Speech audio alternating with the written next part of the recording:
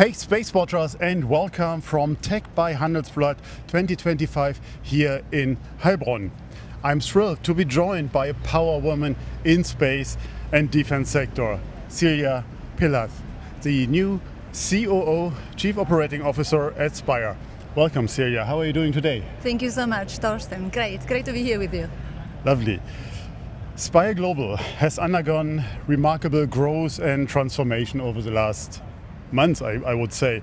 And you joined as COO just early this year. What's your vision of Spire's future and strategic potential? Me joining Spire beginning of the year was the reason why I joined is because I saw so much potential in this company. Having had over a little bit more than a decade of history and having launched over 200 satellites to space, I think that speaks a lot of the potential that the company has. What are we looking at the moment? So we look at expanding our capabilities in the area of payloads. So always in the radio frequency area, but obviously also working with other partners in order to expand the possibilities of acquiring data from space. We look also at growing in the value chain. We started taking data from space, selling data, we process the data, we introduce machine learning, artificial intelligence. We will expand also our market reach. And obviously, we also want to grow in the space of space services, making other companies as successful as we are. Oh, that's sounds like really a full plate that you have in front of you.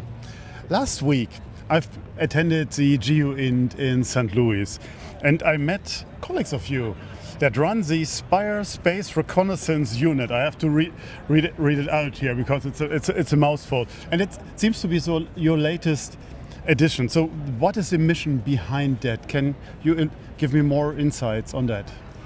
When we talk about space reconnaissance, we talk about looking at the signals that are emitted from Earth, maybe in order to jam or spoof satellite signals or other signals in order to look at who is trying to damage our networks, for example.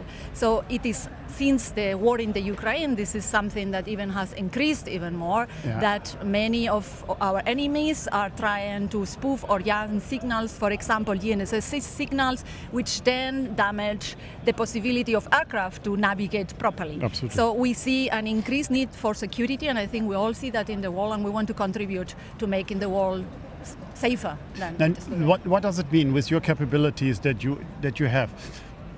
How do you transfer that into reconnaissance? We can see which signals are trying to jam or spoof other signals, and we can geolocate them, and we can see in which direction they are jamming or what signals they are trying to jam or spoof. And with that, we can recognize recognize these signals, or for example, make able that they are not jammed anymore, and then security in the airspace is restored again. But that means that you're now covering the entire surface of the Earth, because you're coming historically, in the short history, from the maritime services. So you were looking for the IES signals and tracked ships at the end. So, and as far as I understood, you didn't cover the landmass, but for the signal reconnaissance now, you're covering the landmass as well. We are covering, right? You can say, any frequency, any signal in the frequency, radio frequency area that is sent around the world, either from air, from land, or from maritime area.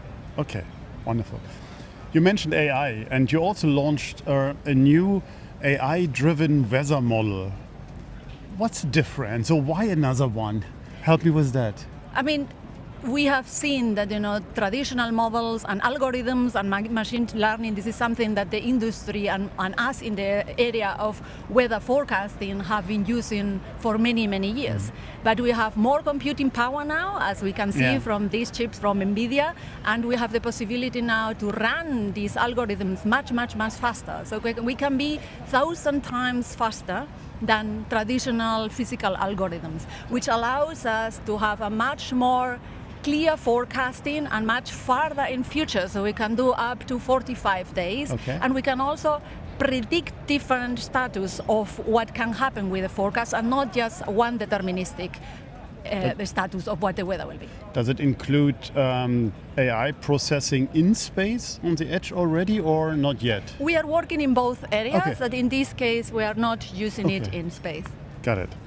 So, and you also contribute, and that's something I also learned at GeoInt in St. Louis, you contribute to Canada's wildfire sat. Indeed, and we are very proud. Tell us more about that. So how does radio frequency and wildfires go together?